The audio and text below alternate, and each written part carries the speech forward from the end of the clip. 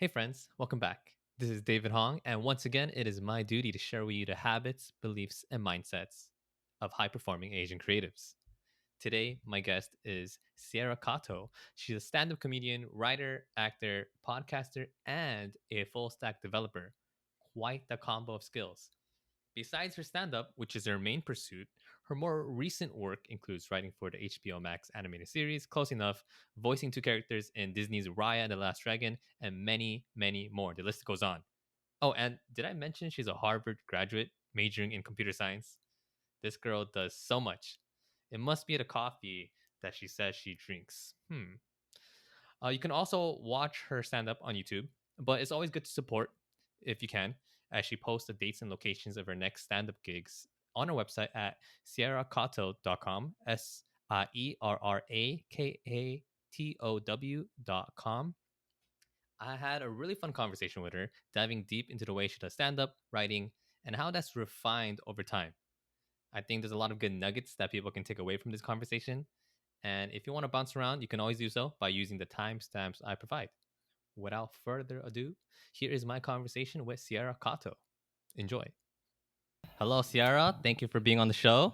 Hello. Thanks for having me, David. Yeah, I'm very excited. And where I want to start is I remember you mentioned that your parents or grandparents, they were in the creative field. So Yes, it was less of a barrier to kind of dive in to your own creative explorations. I think Um, so. Mhm. yeah, but what exactly inspired you to do stand-up comedy? Like, what event, or did someone push you to do it, or like, Mhm. how did that really start? Yeah. Okay. So yeah, just to for the context, I guess my grandpa, my mom's dad, was a watercolor artist and cartoonist. So I think there was sort of like, oh, I mean, he was able to make a living through art, and that's sort of a cool precedent to know of because not many people have that in their family. So I don't know if I thought at the time when I started stand up that that was why I was doing it. But I think in retrospect, it's like, oh yeah, well, I guess, there was at least some sort of understanding that like you can do something creative and it might actually be a lifestyle that you can provide. And the reason I started stand up, so I started stand up and I didn't really start it as like, oh, this is my career now, time to, figure out how to work in this field. Like I did it as a hobby. I was like 16 when I first did my very first open mic. And I think the reason I wanted to do it so badly, I knew I had kind of just learned that it was a thing you could do. So I wasn't particularly, I didn't grow up listening to albums or tapes or watching specials really. Like there was sort of the beginnings of YouTube having comedians stand up on there, but like it was few and far between. Um, if you found a comedian you really liked, you could literally watch everything that existed on the internet of them because there was literally that little available. But then now versus now, there's just hours and hours of everybody's stand up. So I had found, I think I had also just gotten cable. So I think I had access to Comedy Central for the very first time. So they actually had a lot of like half hour stand up specials and sort of learning about the fact that like, oh, this is like a thing. So then I think I started thinking, that's a cool job. I like the idea that it's just talking because I can't sing. I can't really like, I wasn't doing any sort of performance really.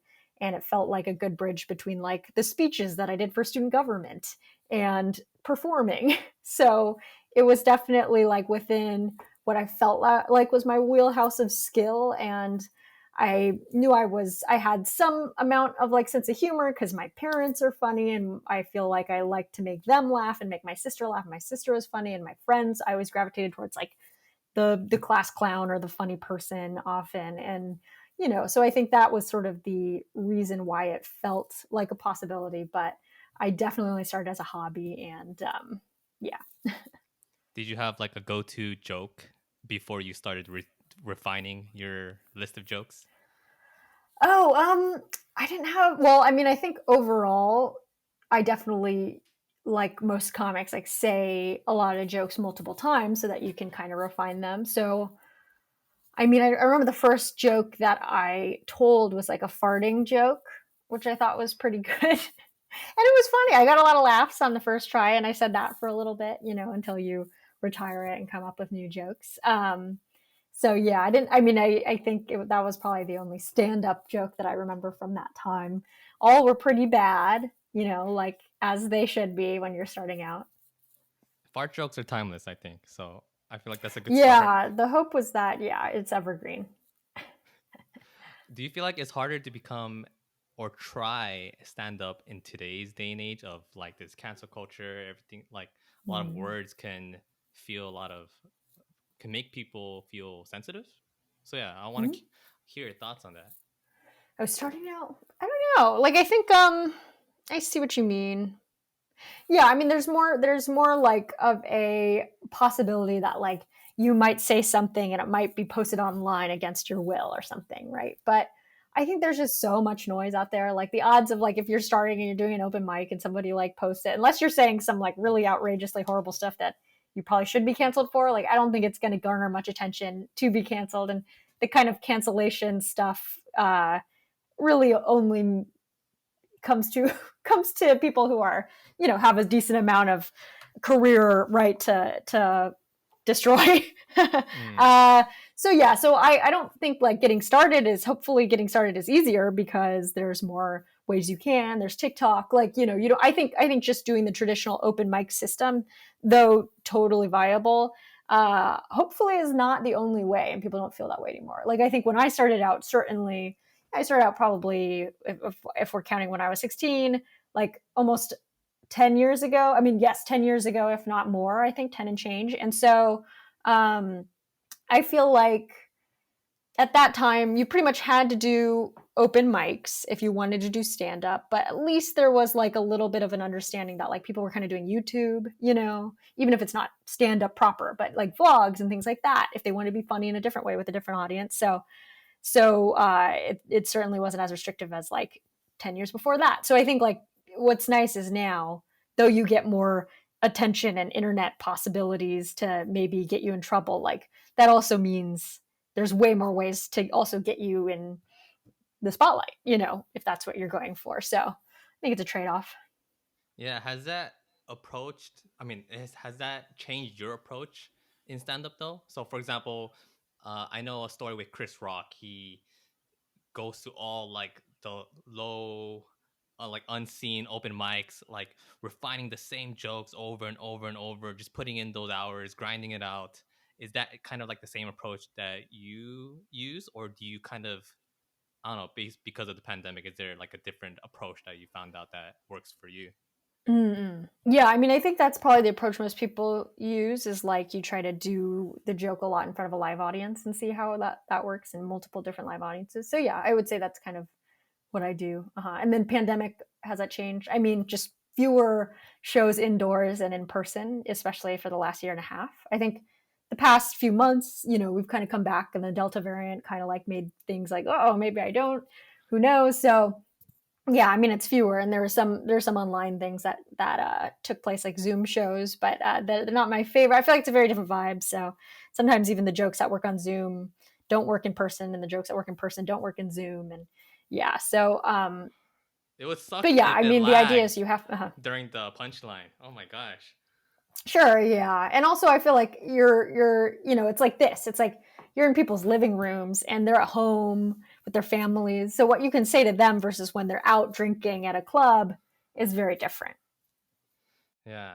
Well, I know stand up isn't the only thing that you do. And that's another thing that I admire about you is how you not only do stand up, you do acting, you do writing, you do podcasting, you have your own podcast.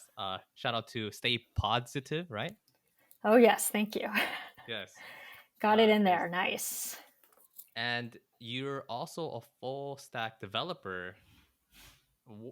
Sierra, what's your secret? Mm. How are you able to juggle all these different things, and how do they mesh, and like how do they help? Yeah, can you tell me Sure. all of that? Well, Yeah. yeah. How I don't know. So okay. So I would preface this by this. I think so. The full stack development, though I can't do it, and I did do it for a while. I don't do it as much anymore. I would say it was sort of as I graduated and wanted to do comedy and I wasn't initially making money in comedy in a way that I could sustain and pay rent in Los Angeles, I definitely was like supplementing with coding. And that was great because I could do it from home. I could do it at any time. And then if I had an audition or I had a show or I had to travel or this or that, like it never really interfered. However, yeah, since I've been able to like get more work in comedy, in writing most particularly, like I have probably cut back on the full stack development because it's kind of not worth my time anymore. But it's, yeah, but I guess it's what I kind of liked about it for a while there, even if I didn't necessarily need the money, was like it kind of put my mind on something else. It's a very different like brain exercise than like thinking of, writing a script or thinking of jokes and saying jokes. So that's one thing. But yeah, I mean, I do a lot of stuff. I think what it is though, and what I really like about this field, which I guess I would call comedy or whatever, is you can do a lot of different things and it doesn't necessarily feel like you're spreading yourself thin. If anything, it kind of feels like, they're all kind of feeding into each other. So, skills that I learn on stage as a stand up, I definitely apply to my acting. And then writing skills skills I learn on skate, it all feeds into each other at least. So I don't feel like it's like pulling me in separate directions. I think it's all kind of like headed in the same direction. And a lot of people do all of these things. I think that's the realization as you do work in entertainment, you notice, hey, that guy actually, he's a producer and he also is a writer and he's also an actor sometimes. And, and you see this all around and they also, start their own podcasts and stuff like that. So I think it's more common in this field and it could be, it could be labeled as wearing a lot of hats, but I kind of see it as it's just like, you're just doing everything you can do to kind of head in the direction of like making comedy and making something that is meaningful to you. So, are you saying being a developer, it kind of helped you with your stand up comedy because it kind of helped shut down your brain at certain times? Yeah, I think so. I think like sometimes I can get to, maybe you can get stuck. I could get a little bit of writer's block, or I could feel like, I'm really trying hard in this field, but nothing happened for me this week or something, or I just didn't accomplish that. I didn't finish that script I wanted to finish. And I just feel like defeated. So it was kind of nice to have something that was a little bit smaller, didn't feel as heavy. It was like, well, let me just like write this code and, fix this issue. And it feels like I did something. So that was kind of nice. And I assume like similar, satisfaction can come from other, like, cleaning your room or washing the dishes.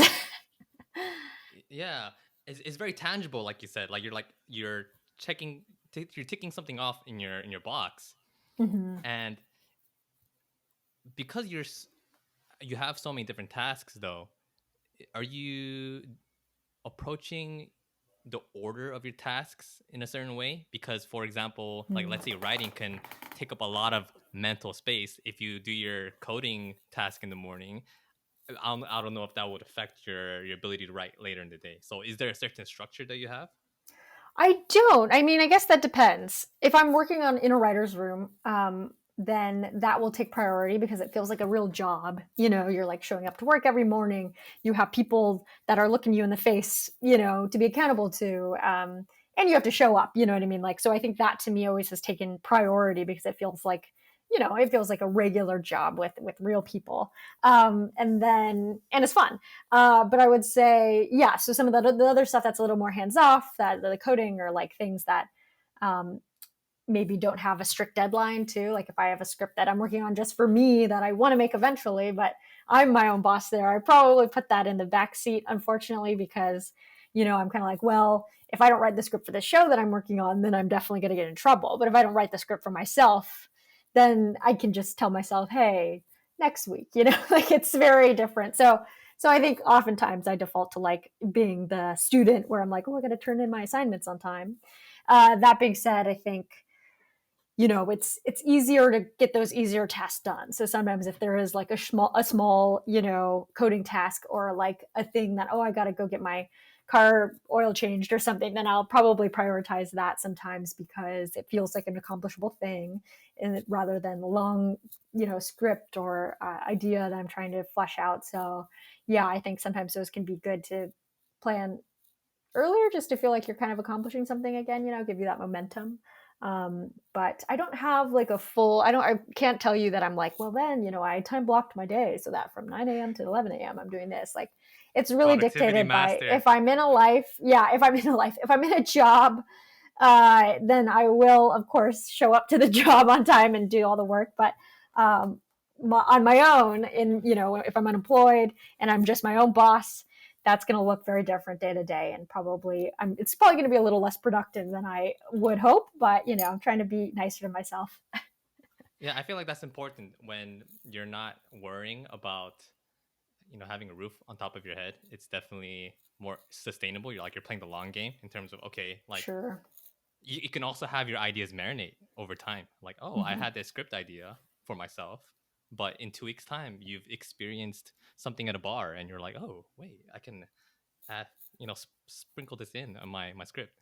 um, Yeah, you never know when a new idea or inspiration will hit. yeah, how did you start writing?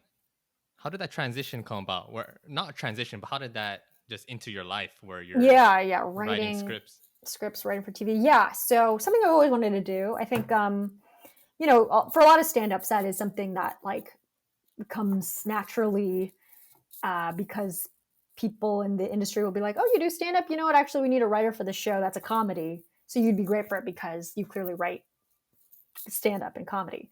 So I think that helped. I think for sure when I was doing stand up too, a lot of people would be like, your writing's really good. Sometimes I would take that as, oh, so I'm not a good performer. But I think I do like love to, like, the writing is very important to me when it comes to stand up, and the delivery is also important. But um, yeah, I guess maybe I lean a little bit more writerly. And so I think that kind of naturally felt like the next step. When I was in college, I was a member of the Harvard Lampoon, which was a comedy organization that has kind of churned out a lot of TV writers, primarily a lot of writers for The Simpsons, the creator of Futurama, Conan O'Brien, all these sort of like people that have somehow entrenched themselves in the comedy world and comedy writing world. I think being a part of that organization, I joined because I wanted to write for TV eventually. And I kind of from there saw older friends of mine go off and graduate, write for TV, saw grads who are even older than that do the same. So, yeah, so I think I kind of was like, it's not going to be easy, but I did know like there is a path. So that's cool. Or there is a possibility of that happening. So I learned a little bit there about writing, but I would say I was actually more of an illustrator there. I did a lot of drawing and comics and stuff. You draw But anyway, too? so Oh my goodness. yeah, not as much anymore. But anyway, so when I graduated, I kind of you're supposed to kind of like put yourself out there as a writer, which I did. But I also took a couple writer's assistant gigs because those were like a good way to put your foot in the door. I mean, those are also very, coveted positions. So I don't take that for granted. But I think because I did stand up and I had reps from that, they kind of got me in the door for some assistant gigs, writer's assistant gigs. So I was like in the writer's room, could witness it, was doing a lot of the clerical work for it. So I wasn't necessarily doing writing, but I would see how that workplace was, as it's very different from any other job, and then learn from there. And then I think I got my first writer's gig as a real writer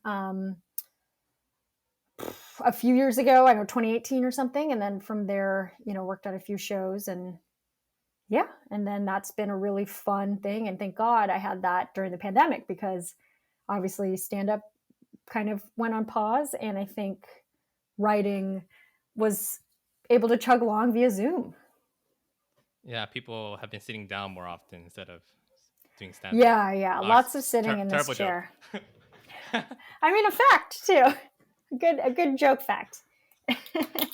Yeah, you But mentioned yeah. you Mm-hmm. put yourself out there with writing. What did I look like? Like, were you like constantly just like going to people like, hey, look at my script that I wrote? Like, yeah. Here's my hard copy. Here, I'll slip it Yeah. under the door. No, I did have. So I had a sample. You kind of have to have like a sample of a script. So what does that mean? That means it's sometimes called a pilot sample, I guess is probably what it's called, an original pilot sample. So that's something that like you kind of have to have on the ready, and it's basically like writing what you would want to write for someday. But ideally, I think at the time the advice was write an original one. So not a TV show that exists, but like your own TV show. What would, if you made up a half-hour comedy for Hulu tomorrow, what would the first script of the first episode look like? And that's kind of like what I wrote. And then and then kind of have that at the ready. Somebody goes, "Oh, hey, I heard that this show is hiring. Can you send us it right away?" And if you don't have it, you can't write a 35-page script or a 32-page script in a day. So ideally you have it already. And then you just send that wherever. And then another version of that, which I didn't do, but is also possible, is you write a spec script, and that's like a version of, what's your favorite show, and like what would an episode look like if you were to write for that show. So maybe it'd be like ideally something that's on right now. I really love watching, for instance, of that I May Destroy You show on HBO.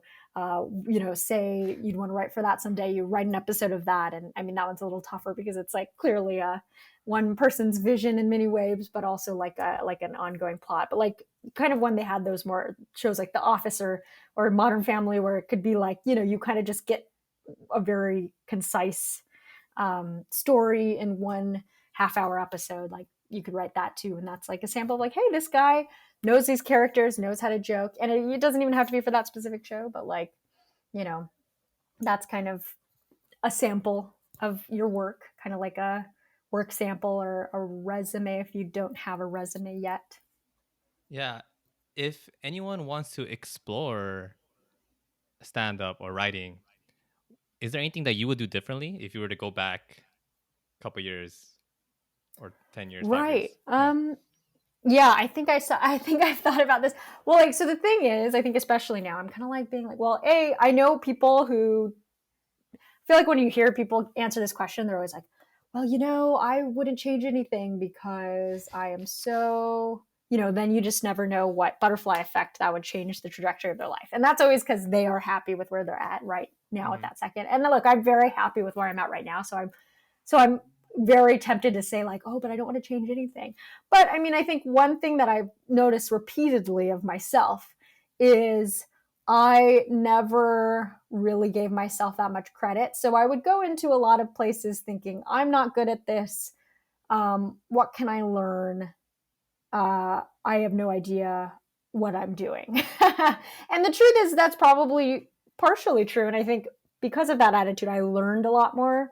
I I maybe learned more than if I was closed off and like, no, I got this, I'm good at comedy.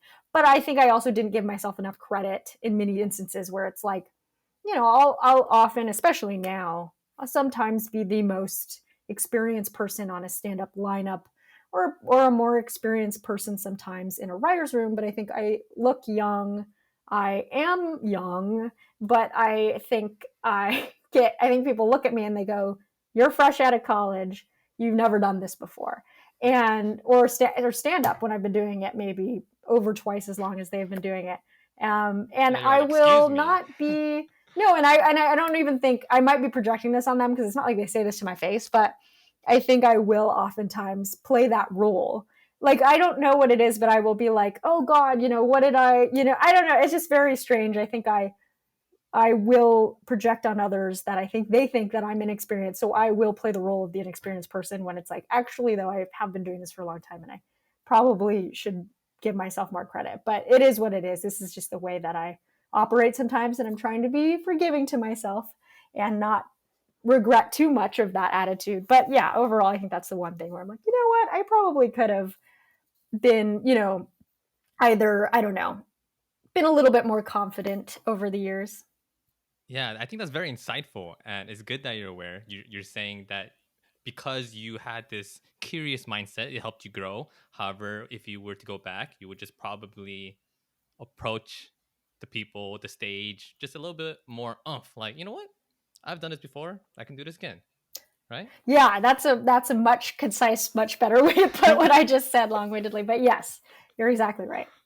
I guess with stand up and or writing or anything with just life, is there a specific moment that kind of put you on that growth trajectory, like a specific event or a person who you met that kind of put you on the right path? Ooh, interesting.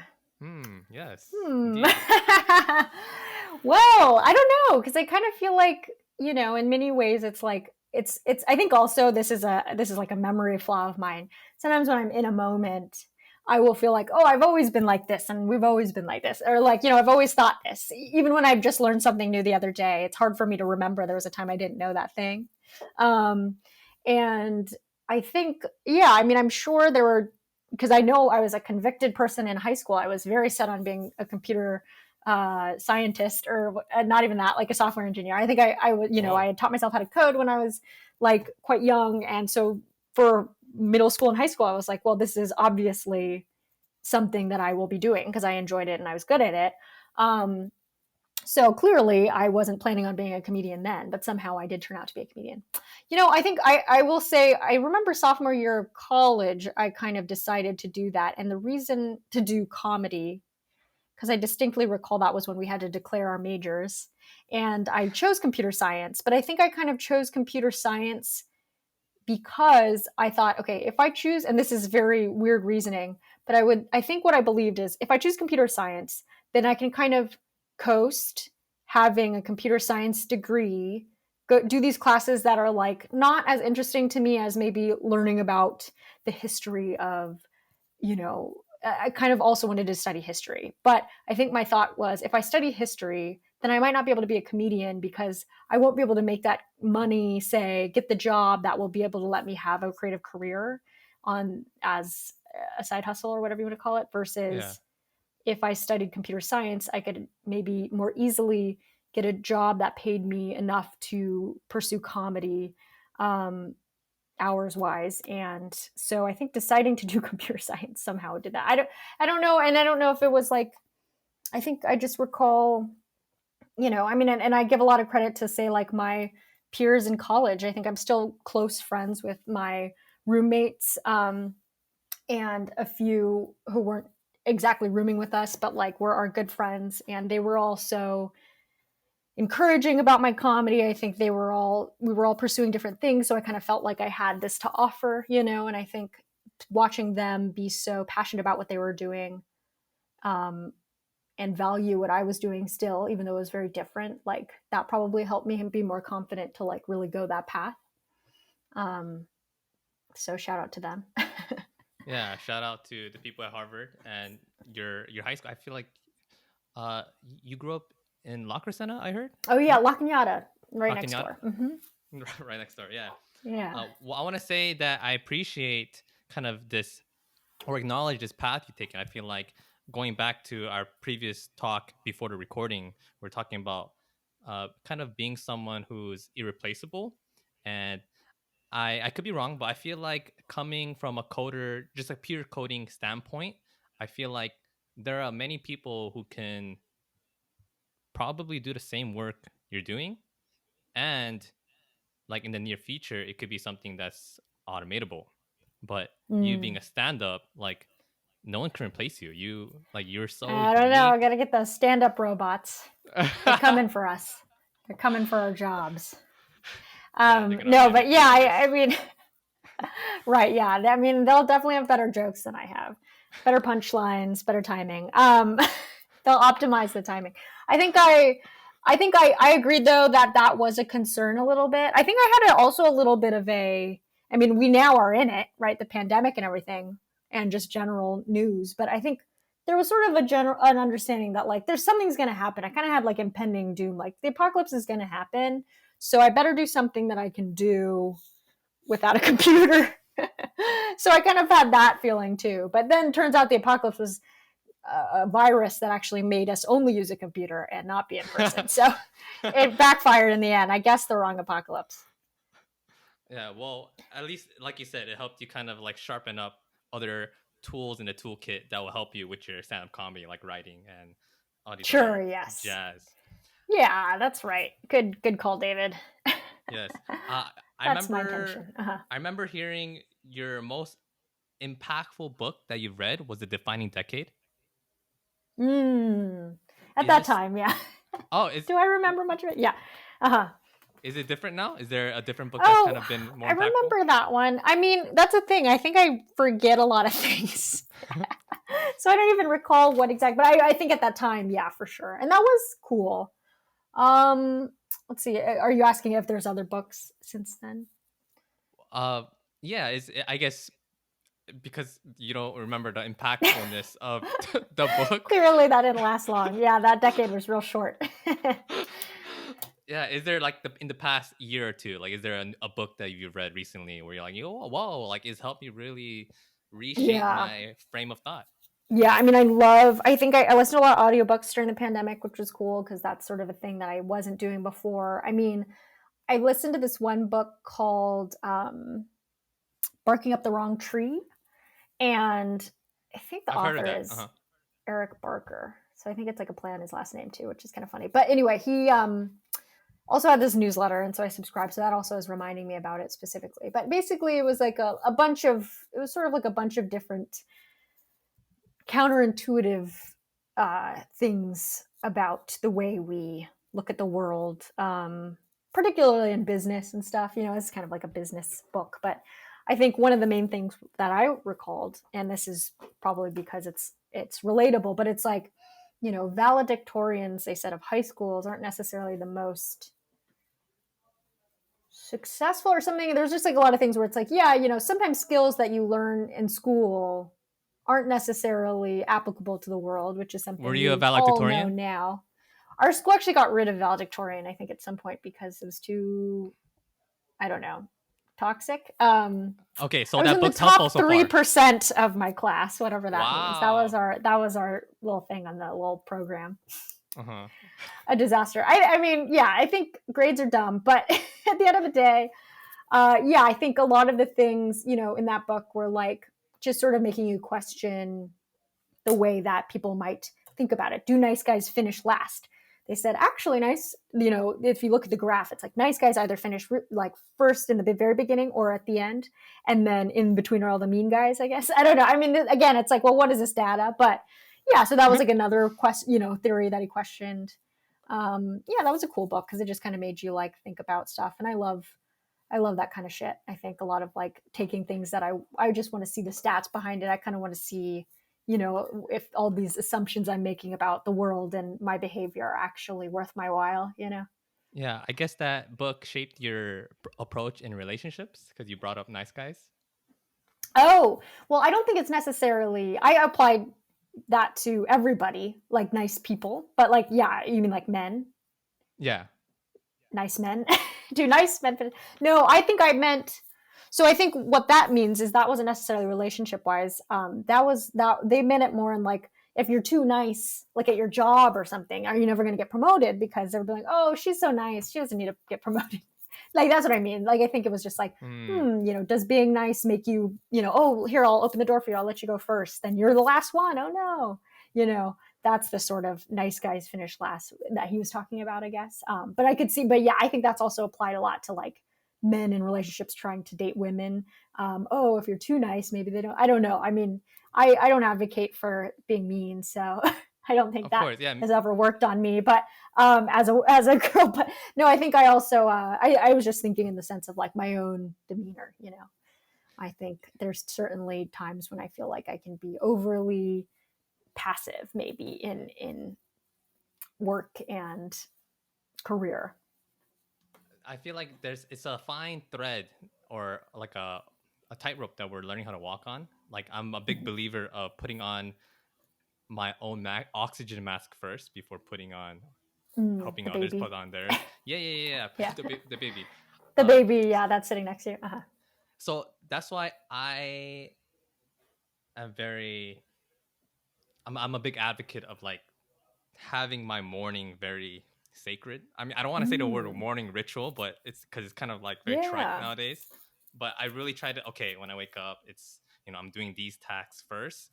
For example, doing some breath work, doing some journaling, etc. It kind of puts me in the right frame of mind. I'm like priming myself to kind of hit the rest of the day with much more impact. Is that something that you kind of been thinking about in terms of like how should I prioritize my day? Am I Like taking care of yourself so that you can take Yeah, care of others.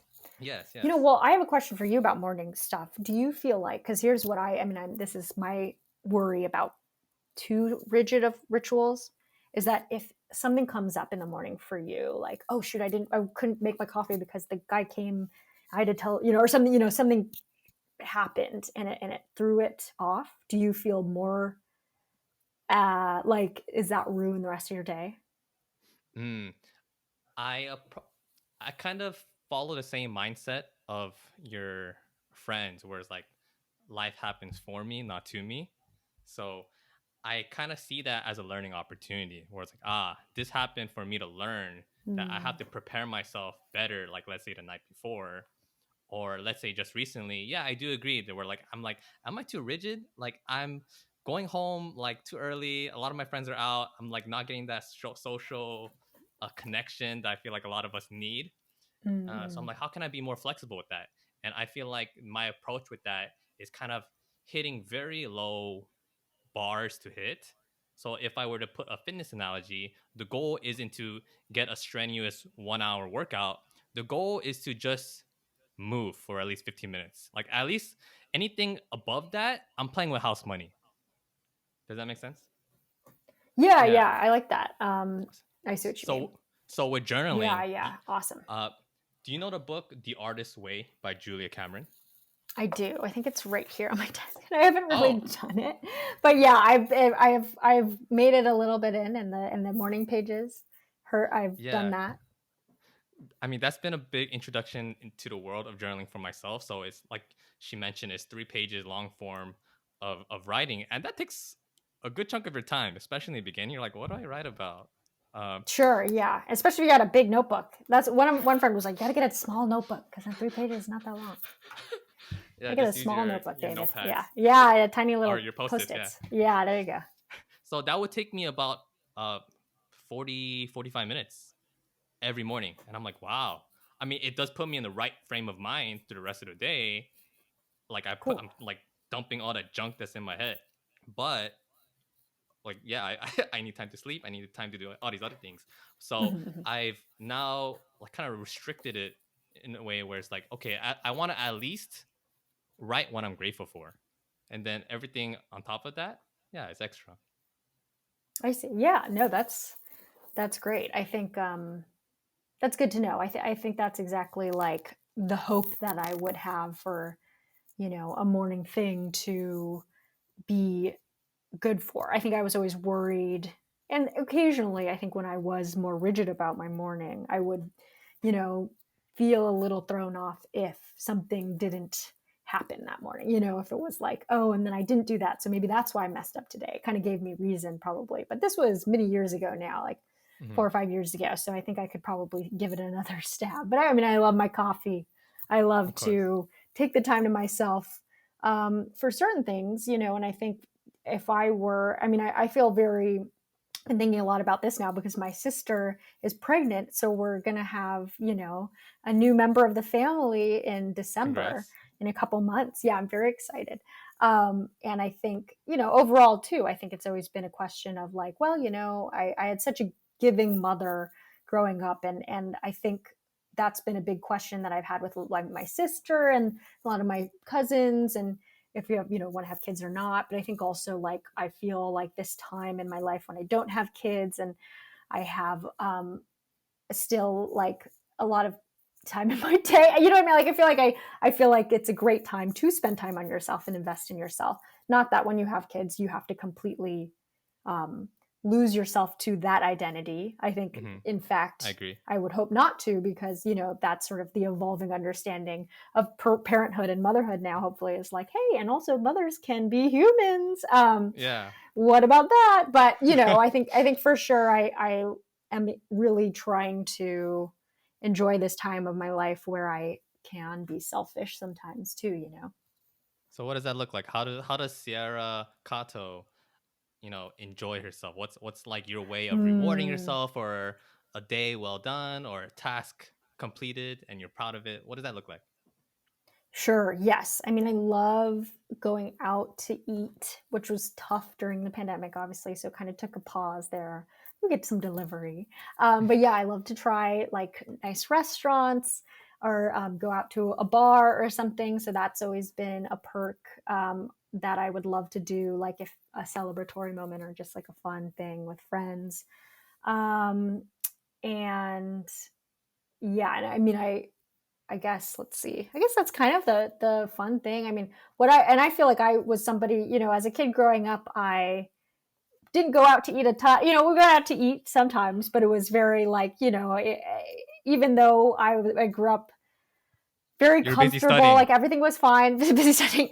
My parents were still very like, I think, conscientious about money, so it was kind of like, okay, well, we're gonna go here maybe, and then maybe we'll kind of go the same things, and then Maybe.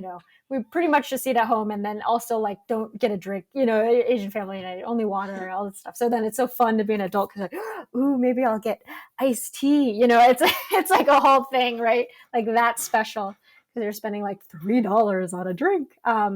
Oh, But appetizers. yeah, Yeah. yeah, appetizers, a whole new concept, right? And I mean, I think a lot of it has to do with the fact that so I've been with my boyfriend for quite a while now. I think almost 7 years or over 7 years. And when Wow. we first started dating, I mean, I feel like the way that he wooed me was literally just by getting appetizers. It was like, oh wow, we're getting appetizers and drinks. You know what I mean? Like this guy must be loaded. No, I'm just kidding. I'm kidding. Yeah, no, we both really bond over liking a lot of cool, restaurants. We follow a lot of chefs. We love to watch Top Chef. Big fan. Things like that. So that's fun. I mean, I also love to go to the movies. I just saw Shang-Chi at a drive-in theater, which was so fun. I think I'm not like a movie buff, but I love to go see, anything big now, and especially working in it. I think it's just like you're obligated. You're just like, oh my God, that's coming out. I've been reading all the news up until now, so I have to go see it, right? Yeah. Yeah. Well, you brought up movies, and it kind of put a thought in my head, and I'm curious. How does a script writer really create great scripts? Like, I feel like actors, they need to go out and kind of put themselves into that character. Like, Mm. and same thing with writing. Writing becomes better as we age. We're like a fine wine. Like Ooh. we yeah, Mm-hmm. yeah, yeah. So we have more experiences under our belt to really Mm-hmm. flesh out different perspectives and different thoughts. So is that something you consciously do to sharpen your writing craft? Is that something you think Ooh, about? yeah. Yeah. Yeah, no, these are great cues, David. I think, yeah, it's definitely, I worry about it a little bit because I did kind of dive right in to doing writing and comedy and stuff. So I didn't really, sometimes I'm like, yeah, I don't have a lot of life experience to bring to that one. It Mm, depends because it's like, it's interesting. I've been good at the shows that I've written for. Like, I mean, I love writing for like a sci-fi or something where you kind of, you can kind of use your imagination, and being a fan of the genre or something that kind of in and of itself helps, right?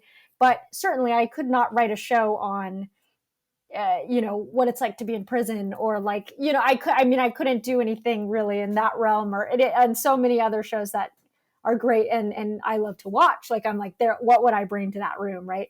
But the and it's shows that not I've something been in, that you're curious to like put yourself into either. right, Like, uh, should I go to prison?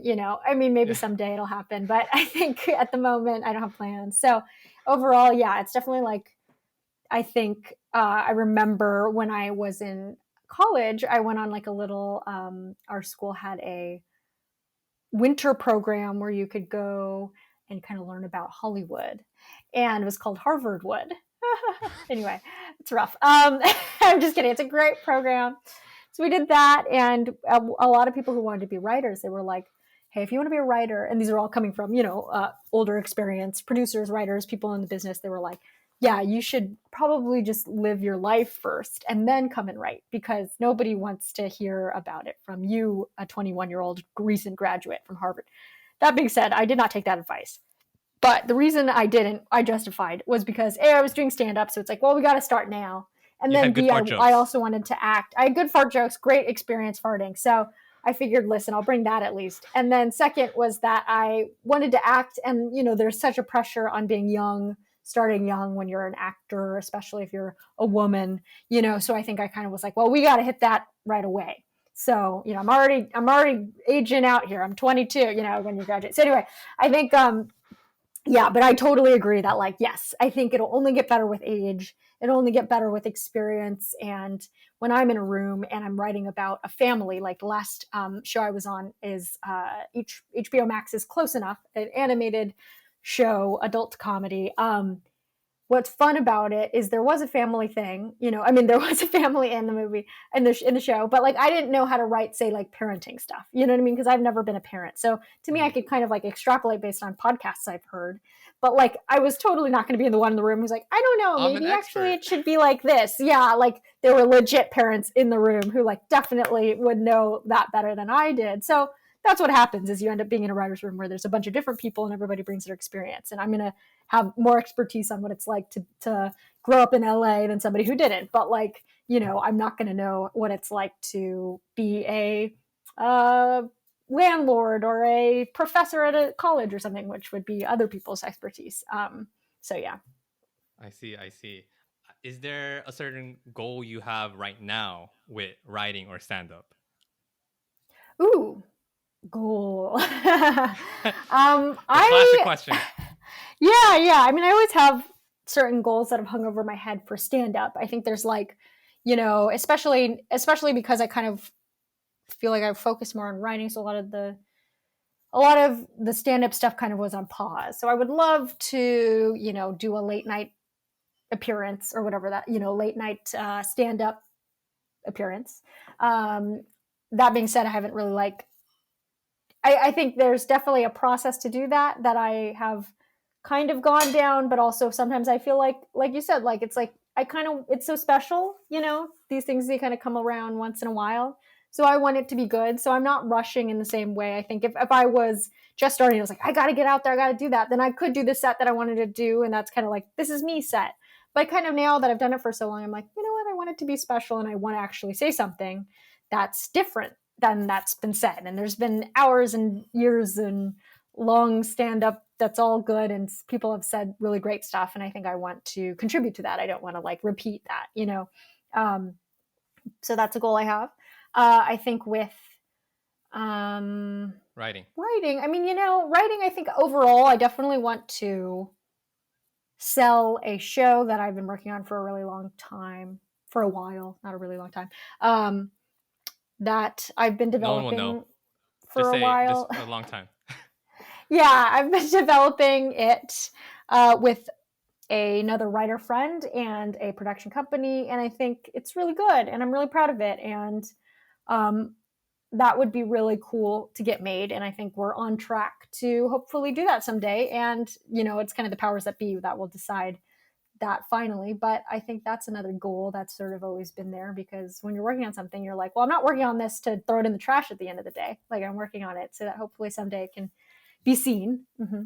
Yeah, well, I feel like me and all the listeners here, we're here to support you. So I want you to Well, feel thank you. empowered and keep going. We're gonna transition into the rapid fire questions now. Nice. You ready? Okay, yeah, I'll try to be rapid, but as you can already know, I'm a long-winded gal, so we'll see how this goes. No, it's totally okay. I feel like with all the guests so far, it has not been rapid. So maybe I Good. should just change the name. No, it's good. It puts some pressure on. If it was only your ad playing before people can skip on YouTube, what would it say? Oh yeah, wait. I have a clarification. It's already slow. I have a clarification question. Yeah. Wait, like an ad for me as a human being, or like for It's an anything in ad particular? for everyone who's clicking on a YouTube video. They want to watch their video, but before that video is that 5-second ad. So this is an Of me. ad. It could be of you. It could be a message. It could be anything. What would you want that Oh, ad any to ad. be? Okay. I was like, wait, why would I have an ad? Oh, okay. I see. Oh, okay. Maybe okay. Okay, rapid fire. Maybe I would like them to. Maybe it could be like a fun breathing exercise or something to give them a little pause. Oh, okay. I think sometimes we're clicking, and sometimes it's like I like on Instagram. Sometimes I follow one of those like cute little graphic. They do little graphics about being happy or whatever, and like a little sloth or something. It's like oh hey, just checking in to make sure you're okay. I like those. I think they're sweet, and they give me like a little oh yeah consciousness. Is there any type of breathing techniques or breathing rituals that you have? Oh. I just do the simple like deep breaths, Breathing, like maybe the normal 7. breathing. Yeah, I just breathe, so the air can hit my lungs. 7 seconds inhale, 4 seconds pause, and then 7-second outhale. That's the math I do. Oh, I see. Sometimes I can't though. I don't have that much lung capacity. Maybe you're in just a poorly oxygenated place. Okay. Good. Yeah. That makes sense. Next question. What is the best purchase or investment you made for yourself in the most recent year, in the last year? Oh, right. Okay. I'm going to say therapy. I did this is a lad. No, but I did, because when the pandemic started, BetterHelp made sense to me, because before I was like, I probably want to do an in-person thing, and I got to like shop around for that. And so I never did it. And then it was like, well, I can't do an in-person thing. So here's the easiest thing. I'll just pay for it. Yeah, I want to quickly interject. So for the listeners listening, BetterHelp is an online tool where you meet with a therapist, like on a weekly basis, correct? Yeah, you can do weekly. Mm-hmm. Gotcha. Okay. What is the best feedback you got in improving your craft as a comedian? Ooh, gotten a lot of feedback. Not all good, not all the best, No, not that's all great. ones that I should take. What is the best? I mean, I think overall, what I liked, because this kind of goes back into when I was talking about the confidence and stuff. I was very, I think, a comedian who I respect a lot, who's super funny, Marcela Arguello, gave me feedback at some point. I think she just like messaged me one time after she had seen me perform, and she was like, "Hey, your jokes are good. Just be confident," or something like that. It was like I had just done a show, and I felt like the feedback from the audience wasn't like huge laughter. It was like kind of sparse. And I was There were like, the oh, I silent didn't feel great laughters. about it. Yeah, I didn't feel great about it. And I was kind of like, man, and that was like a strong set of mine that I've been doing for a while. So it wasn't like these were new jokes. So I think what was cool about that is like, listen, like it was so cool that she started with like, hey, you're good. So here now I'm listening, right? Like she started with a compliment. Your jokes are good. Just, be confident about it, or like don't let the audience throw you off, I think was kind of the general gist. And that was helpful, because I think that's kind of like, I was hearing it from someone I respect, so I can take her compliment as like legit, versus someone might be saying that to be nice. Like I actually think that she meant it. And then it was like, and then she clearly read that I was being thrown by that audience, and I should next time hopefully not let that happen. And that's like something I hadn't thought about before that time, because I was so, and still am, very receptive to feedback from the audience, right? I think I don't want to be the crazy out of touch person who only thinks of, oh, it's you guys, it's never me, I'm always funny, it's you guys. And it's like, I don't want to be that guy. So I kind of swing the opposite direction, where I go, oh, it's always me, I'm always bad. And it's like, sometimes it is okay, and just be confident, and then you'll give them the confidence to laugh at your jokes. Yeah, that's a very sweet message from that person. When you feel overwhelmed or unfocused, what do you do?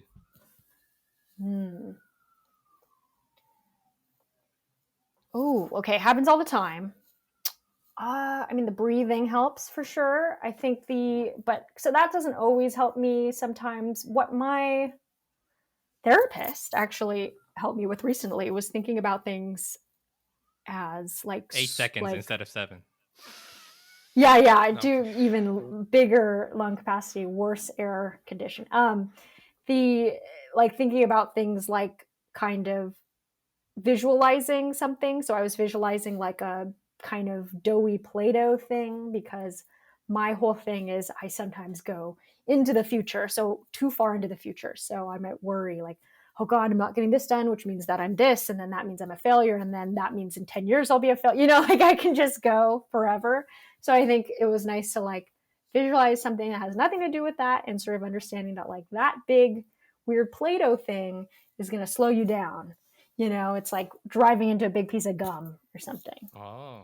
Pretty weird, but yeah, that's what I've been working on recently. No, totally makes sense. And I love the hand gestures you used. Yeah, I can also do that.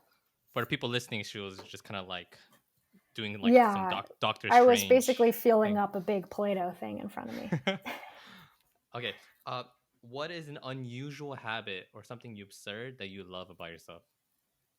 Ooh. Another fun one. Haven't thought about this. Huh. Take your time. Don't worry. Okay. Thank you. Thank you for that. I will.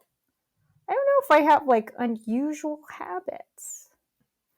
I mean, a lot of things I'm sure they are, but when you're in it, you're just like, this is everybody does this, right? And then it turns out like, no, Sierra, nobody does that. um, I don't know. I mean, I would say what I do enjoy is I've been doing a lot more moisturizing of my face, and that makes me really happy because I think for so long I was like not aware that I'm just like always like dry. Your skin I looks think great. my face was, I would, oh, thank you. It's the moisturizer. Yeah, I think, okay, I'm going to go with this. I'm going to go hard into this. I was trying to pick something. I think it works. I think for me, it was like, I grow up in this sort of dry climate, Southern California. And I didn't grow up drinking a lot of water because I came from a family that was like, drink milk. You know, this was like a big thing when I was younger, like, oh, drink milk, you're going to grow taller. I was like always 2 foot tall. So I was like constantly trying to drink milk. And then it didn't work. I'm like 5 foot. But maybe if I hadn't, maybe I'd still be 2 foot. But like it is something that like I was never taught to drink water. And so then growing up, now I drink more water, but skin's still very dry. And I think I would get headaches, all these things. So now I realize I think the lotion, which I should have known already, but all that super fun. I do like a full, at least I don't do 9 steps or however many you can do, but I think I've gotten up to like 1, 2, maybe 3 steps, four steps. If I'm wearing makeup, then I do makeup remover. That's 5 steps. So that's pretty good. That's fun. Yeah, it's kind of like a little ritual that you create for yourself. Mm-hmm. Like, da da da Yeah, da I'm like, ooh, eye cream. Yeah, it's fun. Okay, last question for you. What are you grateful for right now? Okay. Many things, many things. I think today, I mean, as many other days, but my sister, I'm super grateful for, my older sister who's pregnant currently. I think about her a lot in the context of just like a friend, a built-in friend. But also, growing up, she was such a nurturing older sister. She's about 5.5 years older. So she seemed like way older when we were younger. Now it's a little closer, like percentage wise, but yeah, I think I'm very grateful to have her, not only for her being like a good older sister and friend, but also for like living life before I have to, so that I can see what it looks like. Oh, what's it like 5 years in the future? Okay, cool. I want to see. I'm going to see how this kid goes and see if that's the thing I want to do at some point. Yeah, these are the struggles I'll be facing. Yeah. Yeah, interesting. I mean, luckily, like she is also what is good about her is she is a lawyer. She is married. She has a house. She has done all these things that are milestones in life, in the game of life, that I So think you don't have have to. allowed. So I don't have to, exactly. So it allowed my parents to kind of be like, all right, well, at least if that younger one fails, she can go sleep in the other one's bathroom. That's No, the no, no. backup plan. So the bathtub. But yeah, so it's definitely, many versions of why I'm grateful. Okay, well, shout out to the sister. All right, well, we're approaching the end. Sierra, it was so fun to have you on. Where Thank can you for people? having me. You have great Yeah. questions. You're a very good interviewer, and Oh, thank you. and thanks for letting me ramble. Of course, that's important. No, the rambling is good. Where can Okay. people find you, and what work do you want to share to others? Amazing. Yeah. So I am on Instagram, Twitter, at Sierra Katow. I'm on TikTok too. Oh, yeah. SIERRAKATOW, just my name, first name, last name. And then I have a website, sierrakatow.com, where I post live stand up dates that are a little, few or far between, trying to be safe here, and just updates. And then I have a podcast that you shouted out earlier. Thank you. Stay Positive, which is kind of on hiatus at the moment, but hoping to restart soon. You're inspiring me.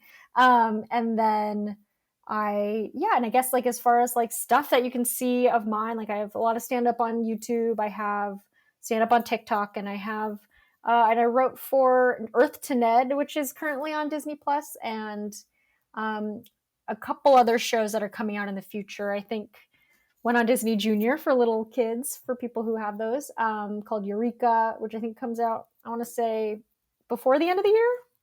And Mm. Yeah, I think that's probably all the stuff. But overall, just, And that's me. I'll link everything on the bottom in the show notes. And these are just the stuff that she's working on now. I'm pretty sure there's a lot more fun projects that you'll be working on in the future. So yeah, once again, thank you again, Sarah. Thank you for being on the show. Thank you so much. Awesome. Yeah. Yay. And all for our listeners, we'll see you next time. Peace. Hey everyone, thank you so much for listening. If you haven't done so already, please smash that like button, subscribe, and click on that notification bell. It would really mean a lot because it would help the algorithm push these types of videos to the right people. And if you do like this video, comment down below who would you like to see on as a guest. All right, hope you all stay safe, and I'll see you on the next one. Peace.